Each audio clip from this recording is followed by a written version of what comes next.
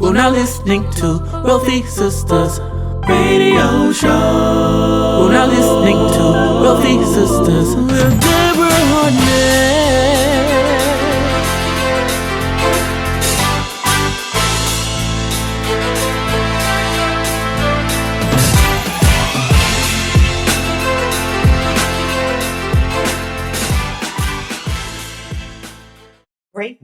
Great morning, and welcome to Wealthy Sistas Radio. Wealthy Sistas Radio is a division of Wealthy Sistas Media Group. We love serving professionals and helping them establish their brands from concept to creation to circulation and ultimately execution.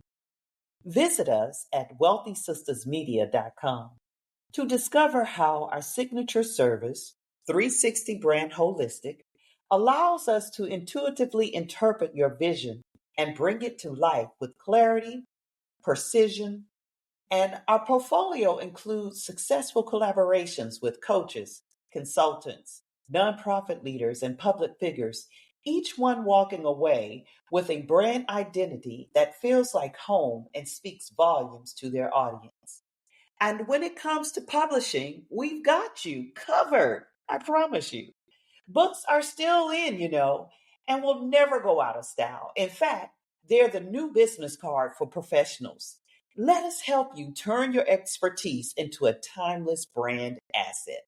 So on for today's show, it's brought to you by Let Us Say Thank You at letassaythankyou.com. Are you ready to show your clients and employees how much you truly value them? At Let Us Say Thank You, we help you express genuine gratitude with personalized cards, thoughtful gifts, memorable appreciation events, and unforgettable trips. Whether you're a sales professional or a growing company, our recognition concierge service ensures that your appreciation leaves a lasting impact. So visit letassaythankyou.com today and let us help you build stronger, more meaningful relationships through the power of gratitude. In case you didn't know this, Wealthy Sistas Radio was launched in 2009, and it's been a platform dedicated to highlighting inspiring entrepreneurs, industry leaders, and change makers. Over the years, we've been honored to host some of the most influential voices in business and leadership. Our show is committed to providing practical knowledge and empowering insights that our listeners can apply to create success in their business and lives. We are into promoting prosperity and celebrating innovation. And our purpose, our mission is twofold. First, we want to inspire and encourage our listeners with practical knowledge they can apply right now to positively impact their business and life. And second, to edify, promote, acknowledge, and say thank you to the sisters and our brothers for doing big things. I'm Deborah Hardnett, your host, and I'm thrilled to have you tune in today. Our episode today is from Planning to Profit, Strategic Moves for the Modern Thought Leader. We're excited to welcome today's guest, Sherrin, a powerhouse strategist, speaker, and executive coach who is known for helping leaders gain clarity, make bold decisions. And in this episode, we'll explore how to use strategy and tools like Chat GPT to enhance your speaking business, leadership, and long-term vision. Out of all the most incredible accolades I can say about Sherrin, I am most grateful that I can call her my friend. So don't let me delay her any longer. Sherrin, welcome back, sis. How are you this glorious day? I'm doing fantastic, Deborah. How about you? Oh, amazing. It's always a joy to have beautiful people like yourself. Like I said, just to be able to call you a friend, I am truly blessed to have individuals like you in my circle. And that's one of the things that I talk about often into especially younger people as we are continuing to help them build and prepare. As my daughter is graduating from college next month, that's a blessing as well. but just to make sure that you understand how important building relationships are. And what can I say? To have someone like you is incredible. So, why don't you share a little bit about your background? And like I always like to say, what went into that recipe of the beautiful ingredients that we see today? Well, I don't know if it's been true for many of the others in your circle, but at least for me, uh, if I had to say 20, 30 years ago, was I building a recipe for what I'm doing today? If I'm honest about it, the answer is absolutely no. I was not. I'm not doing what I thought I set out to do, and gratefully so, because what I get to do today is so much better than anything I could have asked for or imagined. And I love what you talked about when you in the intro there about relationships. I Mm-hmm. think one of the things that a lot of people tend to ignore early in their career is the development of relationships. Mm-hmm. And more than just develop, but to maintain, nurture, and grow. And then when you have a need, that's when you think about all the people you know, but now it feels icky to call them because now you're only calling for something you want. Right. So, that is definitely one of those areas where you want to double down, and we can probably spend a whole episode really just talking about the need for that. I mean, when you're young in your career, you're so busy establishing your expertise and proving to others, but you just really, many don't. I won't say not everybody, because there are those who had been trained or mentored or coached from parents or others to make sure that they build those networks and keep them strong. But many of us were not. Right, right. And it's that old saying that we used to hear all the time, be careful, you don't want to burn bridges, right? Yeah. I think when we are younger, I know it's hard to really see what that really means because you don't know how something life is full circle. We don't know how something is going to make a circle. That person that you thought that you would never see again, don't need anymore. Whatever, you might have made a move that destroyed the relationship. You made some decisions or didn't do what you said you were going, whatever it what happened. And here you wind up, here's a deal. And who's sitting at the table to Yep. close that deal? You've Yep. got everything in place. You are qualified. You are the best. Your company is the best. You are the one. This is your moment. But because Yep. another old saying, people don't, what is it? They don't remember what you do. They remember Remember how how you made you them make them feel. feel. Yes. And and there's another saying that you probably hear a lot is that your network is your net worth. Yeah. Yeah. And definitely when you're young, the concept of net worth probably It's doesn't even, I mean, just doesn't even register. right. Now that the kids are, in college, and I'm thinking about that next location because I'd like to not live in Chicago area anymore. And, it was really funny. People were asking me, well, what are you looking for? And I got my top three things, and number one on the list is tax structure. I Yes. mean, it's network, taxes. I mean, just things you don't think about. I mean, when I was looking for a place to live, taxes, as a young person, just doesn't even compute. Okay, so there's just so many things that you just don't understand the value of, or you don't put time into, and then until you need it. And I won't say it's too late then, but it definitely puts you behind the eight ball, and you don't get to reap as many opportunities as you could have had you thought that way. Or had the someone around you that perhaps might have told you. Exactly. Someone telling you, hey, Mhm. and sometimes I even wonder, there's a lot of youth who probably did have someone tell them, but they just didn't take it serious. Right. Like, it's not important. Like Right. when you're young, you think you'll live forever, and, health, who needs insurance? I mean, it's just things you just don't think about. And so networking, your network, all of that is key and critical for anybody who wants to have a sustainably growing and prosperous business. Wow. While we're on this topic, I just got to ask you then, because of course, another saying, hindsight is 2020. Mm-hmm. Sherrin, 1987. Ah. 1988. What would you tell that Sherrin? Sherrin of 2025. What would you tell Sherrin, Yeah. 1987, 1988? Yeah. Yep. Out Yep. there. What Oh would my you tell gosh. I have a whole speech for her, by the way. I have a her? whole speech. Make this a part 4 episode. Yeah, yeah, I have a whole speech. I had the privilege last year or the year before. I did the keynote address for the Black graduation of my undergrad. So what an awesome thing to be able to go back and do.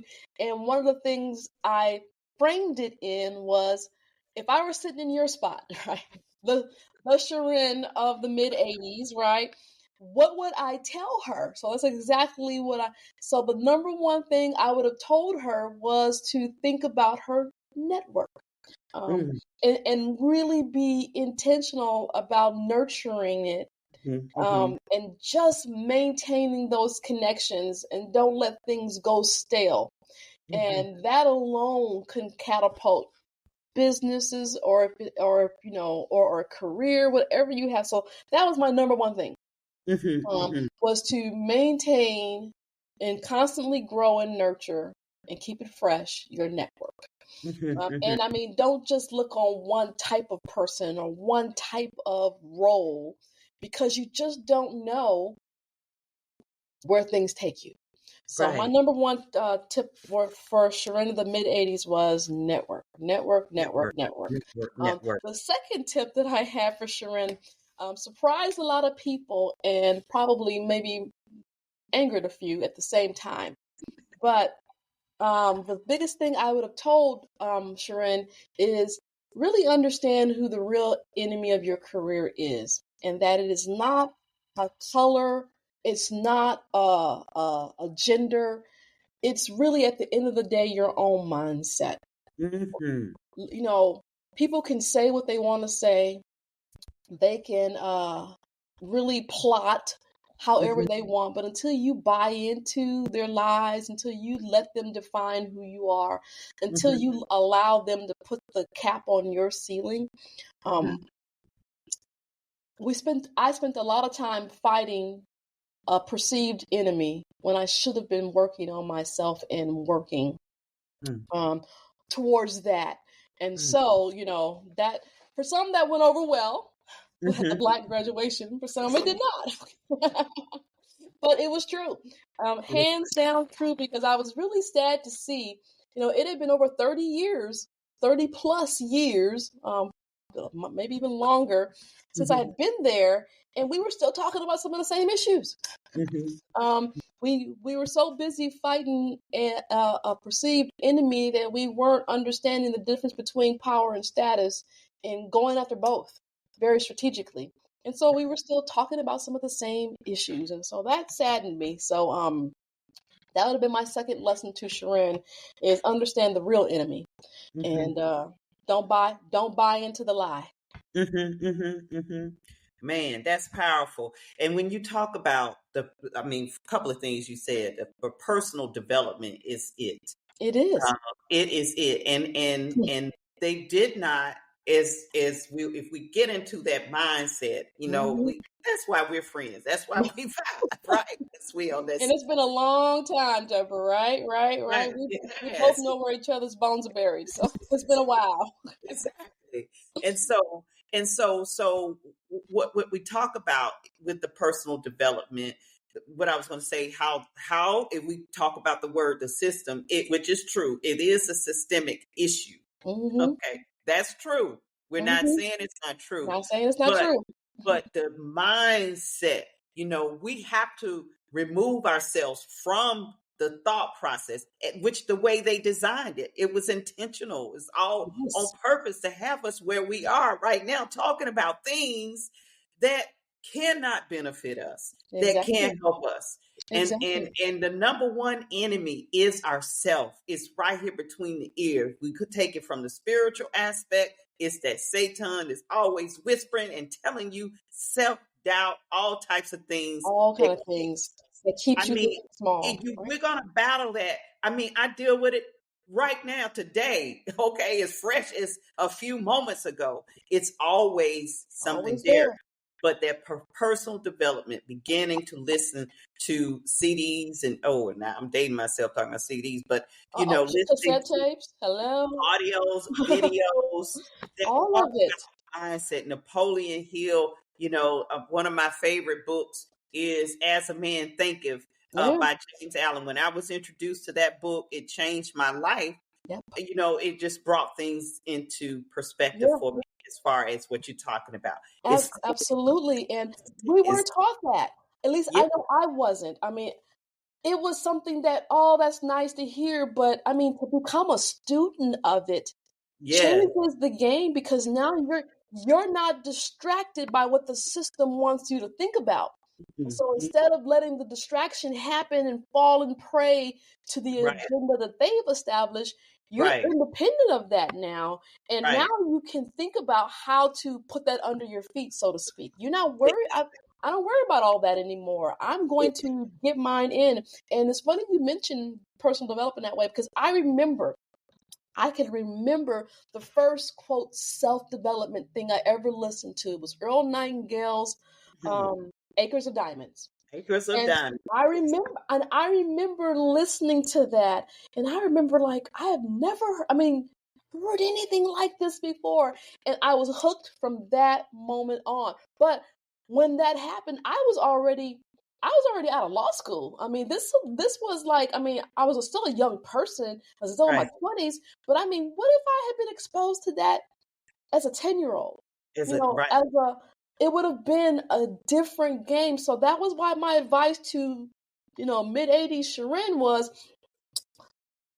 don't know the enemy, know who the real enemy is, and ultimately don't be distracted by the agenda of others who's trying to set your agenda for you. No, Mhm, mhm, you determine that by your mhm. mindset. So that's huge. Actually, just those two things we just talked about, Girl, your I mean, your, really. your network, Mhm. and making sure you understand that your way of thinking is ultimately the enemy you have to battle and win. That's right. That's Life right. changing, life This changing. life-changing information. When you think about the journey that you're on today, what what was it that led you to it? What inspired you to become focused in the area of strategy? Yeah. Or I guess going to law school, did that have something to do with it? You had to have some type of inspiration to go there, but talk to us about that for a second. It's a very interesting question, and I find myself, because I very fortunate to coach lots of CEOs, very successful people, Mm-hmm. and I asked them that same question too, and many of them have my similar answer, is that there was always something in them that just believed that there was more, Mm-hmm. that Mm-hmm. there was and more, and that there was it was possible for them to know and get there too. I mean, Mm-hmm. I've always, and my mother is, interested in when I always listen when she talks about the story about watching me grow up, in the sense that there were just things I wasn't interested in, the typical kids were. And there were just things that I was always trying. And very mature. And my mother used to just give me her car. I was like in the 10th grade, and just let me go. No, Mm-hmm. no driver's license. I mean, who does that, right? And she was like, you just you had my confidence. I knew you knew what you needed to do, and I wasn't going to be the one to stand in your way. So, I was just blessed with a mother who just Right. trusted what she sensed about me. But there was always something in me that wanted more, and I didn't know what that was leading me, because I didn't come from parents who had ever done it. I just Mm-hmm. had a mother who at least recognized there was something there, and she at least got out of the way and just let Mm-hmm. me. She didn't know how to lead me, so she just didn't try. And she just trusted that the Lord would direct my steps in that way. But I always was trying to figure out how. Mm-hmm. So that's where strategy comes in, by the way. if I can have it in its most simplest definition, because there's lots of definitions of strategy, but think of the objective as, or the goal as what you want to accomplish, and a strategy is how you're going to get it done. And I always was trying to uncover the how. I believed it was possible. I didn't see things on TV as just entertainment. And I didn't see things like that's real for somebody. Why can't it be real for me? So I've always been in pursuit. And this is why I knew, people always said, well, Sherrin, you should be a lawyer. I was told about the law thing by others. You like to argue. You like to figure out how to win. I didn't think I liked to argue, but people always said that, and at least it directed me in a path to law school, and all of that has served me. But I never saw myself as a practicing lawyer, but it did put me on a path of understanding the principles and the critical thinking and how to dissect arguments and how to take it systematically to win each level of the point to bring my conclusion that I wanted. So it was all on the path to me, but it wasn't until I discovered this body of thinking, i.e., the motivational, that I was able to, wow, people have been talking about this. And the more my faith became real for me, I realized that all of that stuff was biblically based anyway. They just took the God out of it. It just became the perfect storm for me. And I've been a student ever since. So while a lot of people spend their free time entertaining themselves, I don't do those sorts of things. I'm always in study mode. And for me, that is entertainment, and I enjoy it tremendously. Yeah, that is beautiful. Many of us that are out here can relate to that. And one of my favorite topics is etymology. Yes. When we look at the word amusement. Oh, yes. Oh, isn't that one of my wonderful? I love, girl, go there right now, because some people need to understand what amusement means, okay? Go ahead. Tell them. Not with A, without, right? Muse, thinking, okay? Amusement is designed, entertainment is designed to numb our thinking and to keep us from the exploration of truth. And who we are, and so many of our people are mesmerized by it. Yes. But you continue on, because you brought that up, because that's one of my favorite words too. I'm like, you're just amusing yourself, i.e., without thought. Without thought, shutting down, and as we see, what we have today with the lack of critical thinking. Again, going back to the systemic situation, we are not taught. The school system, period. Whether we're black or white, and doesn't matter. It's not about race or color. Exactly. It's not. There are powers that we know that put everybody. You gotta have a people fighting. You gotta have that in order. That's keeping them distracted and occupied. So they can continue to do what they're doing. Exactly. So just looking at that alone is really important to start removing yourself from. If this is, and I'm speaking to the person, is like you can kind of vibe on what Sherrin and I are talking about today. If you are wanting to gain more clarity, matter of fact, that's my next question for you, Sherrin. But I'm going to say, if you're wanting to gain more clarity, start looking at how you're spending your time. Yes. What are you putting in? And it's like you can even see the levels from we started out with the fireside chats. Because y'all, there used to be no TV, right? There was no TV. I love it when we talk to my bonus daughters and my daughter about that. No TV.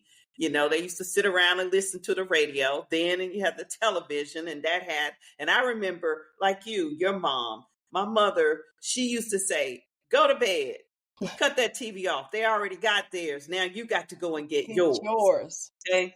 Yeah. But now the social media, everybody, the phones, it is just so much there, so much information to keep us distracted. So yes.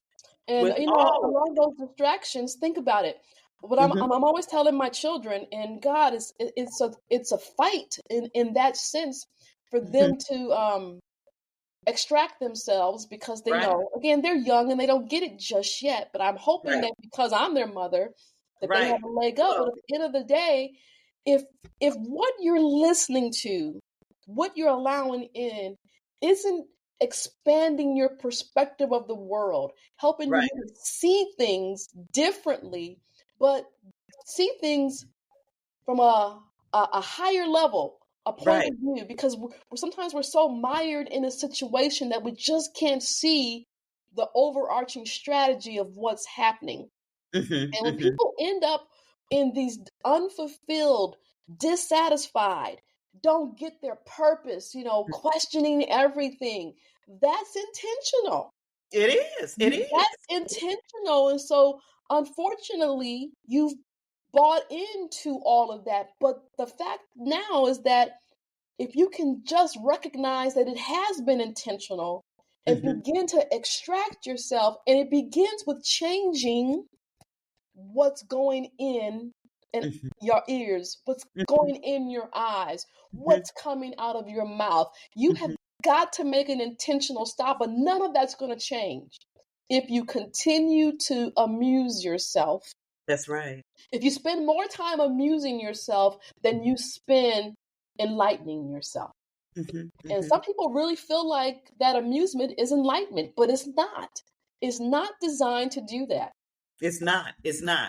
It's really not. And when you talk about that, it made me think about, just going back to the networking, because I was going to ask you and forgot to ask you, how can someone build their network? Like, what are some of the things they can do? And one of the things I thought about from what you were saying was how we talked about who's in our circle, what we're listening to and all of that. And with that, we can say it's either if it's adding to you or multiplying you, the math, I call it the math, or does it subtract or divide you? Yeah. If it's subtracting and dividing, that's not what you want. No. Right. And it's hard to know, though, Deborah, for some people. Yeah. Hard to know which ones are doing. And the thing that I had to really come to grips with is that nothing is neutral. There is nothing that's neutral. Okay. It is either adding and expanding, or it is subtracting. And part of the deception is for people to think there's something neutral. Just expound on that for me. Like, what do you mean is, okay, I heard what you said, but just nothing neutral, because are you saying by design, they want us to think that it's okay? Thank you for tuning into Wealthy Sistas Radio Part 1 episode of From Planning to Profit, Harnessing AI and Strategy to Elevate Your Business. Please click the link below to listen to Part 2.